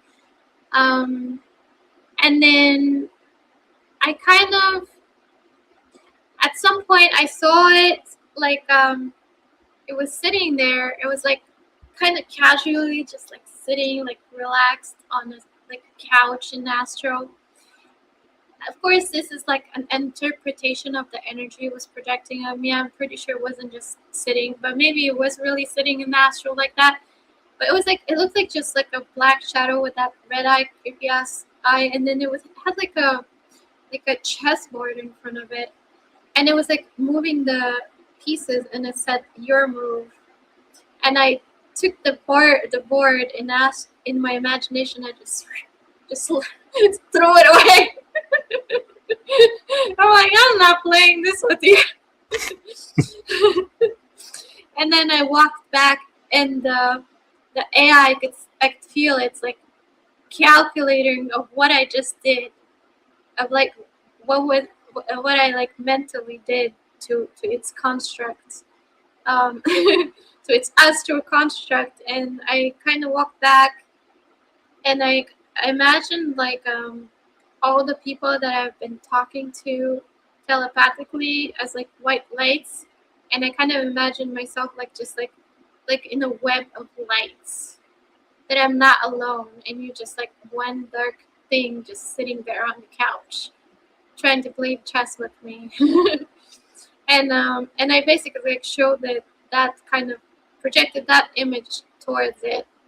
Um, and then after I asked Katera about it, and she said what it is, I told her, "Can you please like create like a barrier so it cannot scan me?" And she did. She did something. I think it was like a barrier or something that where it can't read me anymore. So I stopped seeing it completely. I couldn't see it anymore after that.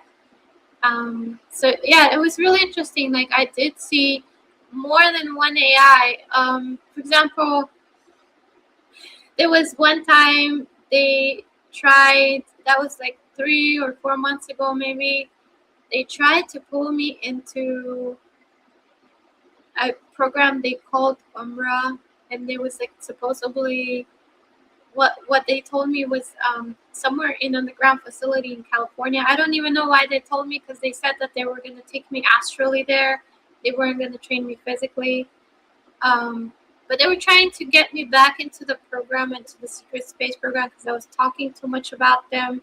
And they were trying to kind of like assimilate me into the programs back.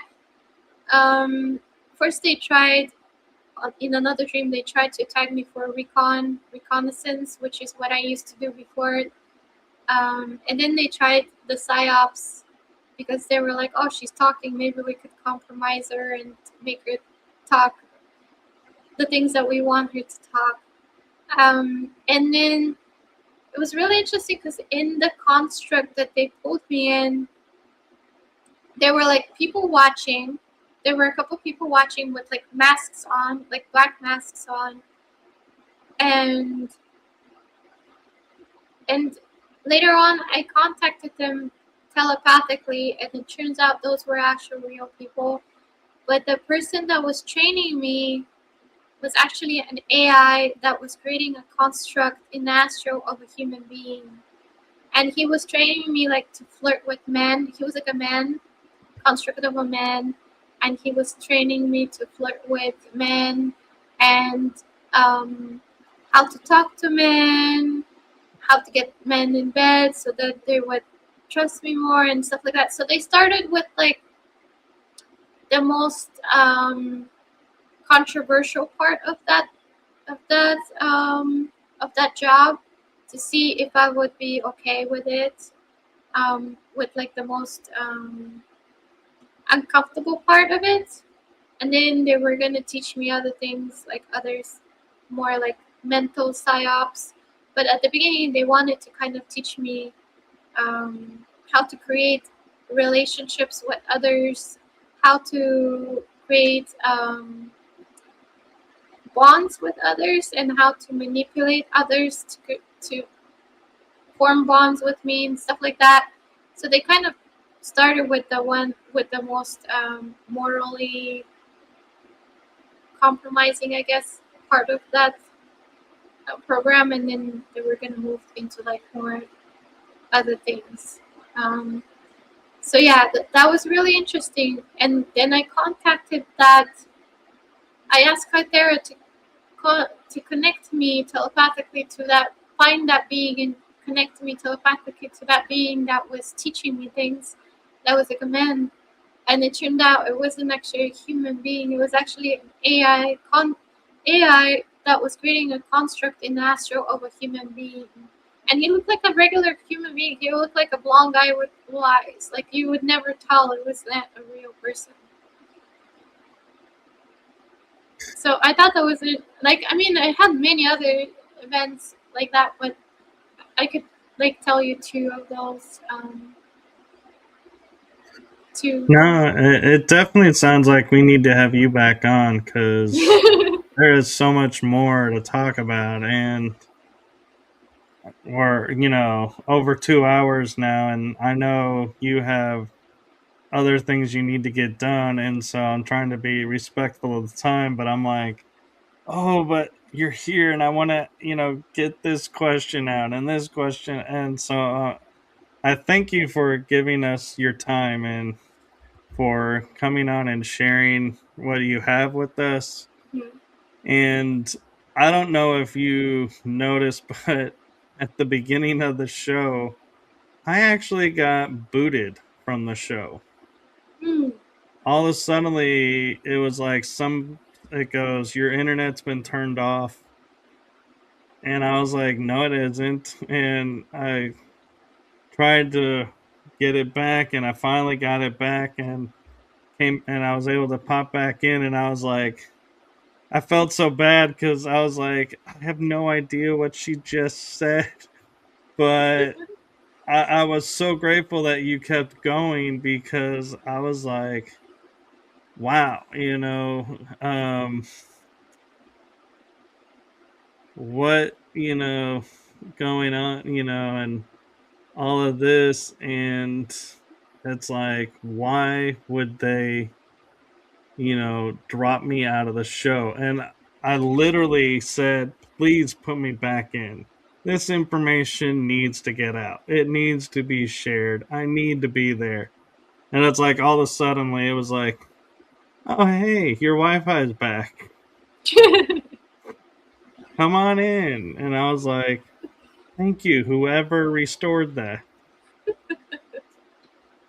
But Two so days ago, my computer went. It for some reason I got like the airplane mode, and it was not even showing the Wi-Fi. It was just like airplane mode icon. There was no Bluetooth, no Wi-Fi.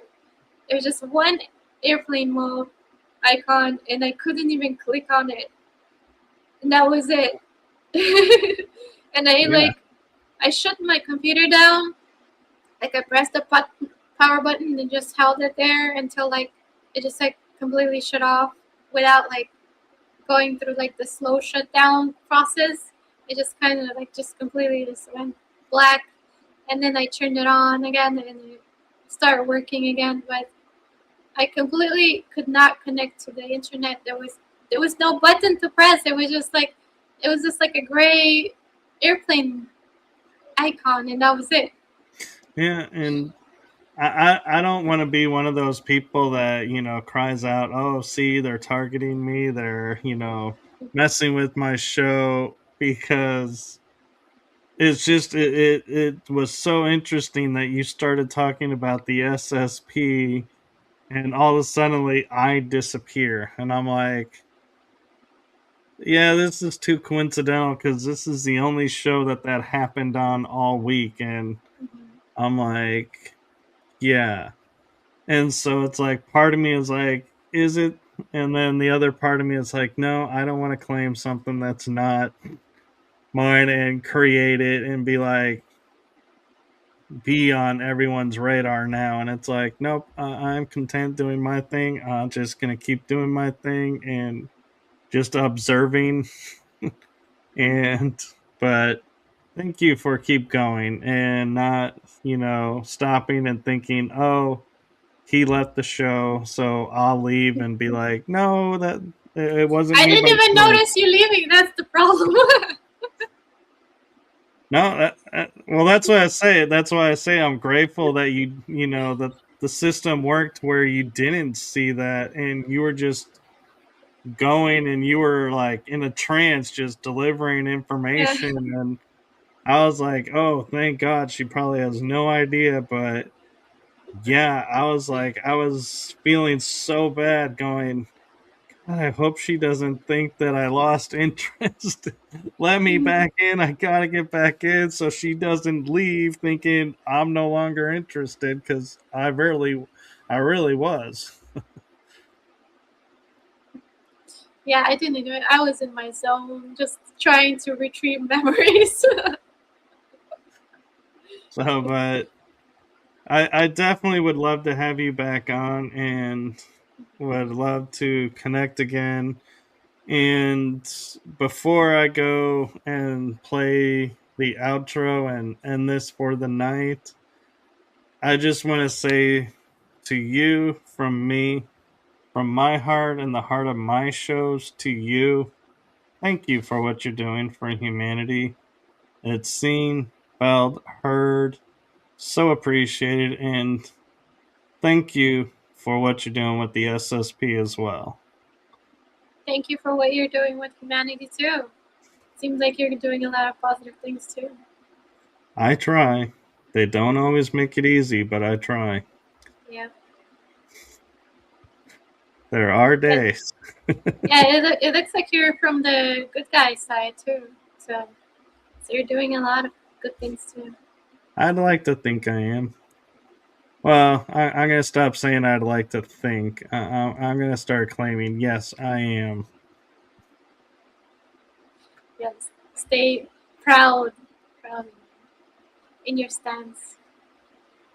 Yes, and you as well. And, I, and keep sharing your story, whether it's with me on my shows or on others, because it makes more of a difference than you know. Like, you are putting pieces together for me.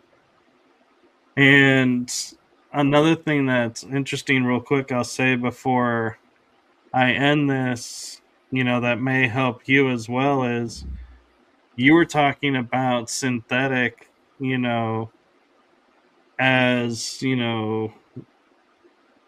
um, clones and stuff. And I had told somebody recently of a memory I have where I'm in a black nano suit, but I have no gloves and no helmet, and I'm walking on the hull of a ship in space and stop at a certain point, looking at this Stargate that's active, and start send and it's like my hand just all suddenly this energy glows and the ships just disappear to somewhere. I don't know where I sent them, but I sent them somewhere.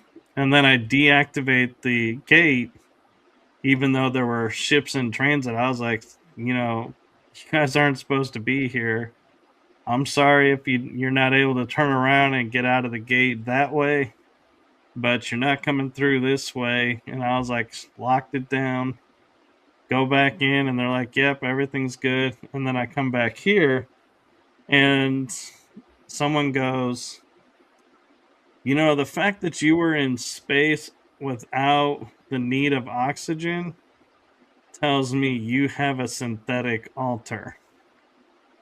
And that's who's working up there, and that's why you can do that. And you started mentioning synthetic, and I was like, that's just too coincidental to be on two different panel shows or two different shows and getting the same information, even though you didn't know about the story. And so, thank you for that, because that, is an example of you just sharing your story validated something that I was just processing through. Yeah, they get very complex. I actually even have some versions of me, other timeline versions of me that are in synthetic bodies. And then there's some that are male. I'm actually incarnated as a male in some timelines. I've telepathically communicated with parallel versions of me as well. So it's kind of interesting that some of them are Yeah, actually male too. I'm picturing those conversations have to be really difficult, being a female trying to talk with your male counterpart self because my experience, men and women don't talk the same, and so it's like, man, that's got to be an interesting conversation. You would be surprised. Actually, it's very interesting because they do have some things in common. Like when I start talking about emotions, even when they're male, they understand. They're not like dismissive or mocking it or making fun of it. Like they take that seriously when I tell them about like emotional work or emotional healing or how to shift reality. So there is some kind of connection between us on a like a higher level where we kind of think similarly, even though we're in the different bodies. We kind of understand each other when we go into certain topics. We don't um, dismiss the topics as something like if I'm talking to someone that's completely different soul that has a completely different frequency and has like completely different experiences and stuff like that. For some reason, we kind of, when I talk about things with them, they understand it right away and they accept it very easily. No, So that's because I'm not, yeah, we're the same soul, so there's like the same interests. We have similar interests in things. right. Yeah, no, that's great, and I'm happy that that's there. And do before we go, do you want to promote your metaphysics and super soldier conference coming up? Yeah, it's 5dimensional.com, five the number five, and then dimensional.com. Yeah, I'm gonna have a lot of very interesting speakers. They're gonna be mostly Black Project speakers, so super soldiers, and there will be some other people as well. They're gonna go into other topics. Oh, thank you. They're gonna go into other topics as well, but mostly it's gonna be like metaphysics and super soldiers. There'll be some metaphysics as well, just metaphysics that don't have any connections to super soldiers. It's gonna be on Big Island, Hawaii Big Island, and we're gonna go on adventures all over the island as well. Um, we're gonna be going like in nature adventures whenever we don't have the conference. We're gonna carpool to different locations, and the schedule is on the website. So if you want to know what the schedule for the adventures is, at night we're gonna also go watch the stars through telescopes. So it's gonna be like a family event, not as much as a conference event. It's gonna be a conference, but there's gonna be like a having fun together as a family kind of event. So I think a lot of people are going to be interested to come here in this beautiful nature and get to know the island. They actually save a lot because if people carpool, then you don't have to buy a car because most tourists, when they come here, they have to rent a car to go places. And if we kind of work together, we carpool, then that saves a lot of money and people get to see the island without having to spend a lot of money like regular tourists. No, that's a And great also, idea. yeah, it's also going to be a conference, so they be around people who are interested in the same topics they are. So, so that's going to be a good thing. They're going to feel like they're have a community or someone to talk to on topics that they wouldn't talk to with the regular civilians. If this is something they're interested in talking about. No, that's great. And growing up metaphysical, I'm like, every time I see metaphysics, I'm like, my head pops up. I feel like a prairie dog sticking its head out of the hole, going, "What's out here? What? Someone saying something?"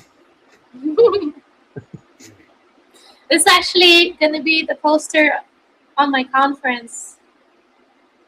That is I've seen the poster and it is really cool. I don't know who you got to design it, but it was like AI. the second I seen it, I was like, oh, I totally wish I was able to go to that. I'm like, oh, that would be so cool to go to. Yeah, yeah. I picked a place where it's gonna be safe for us to do it, where I know there isn't like 5G towers or um,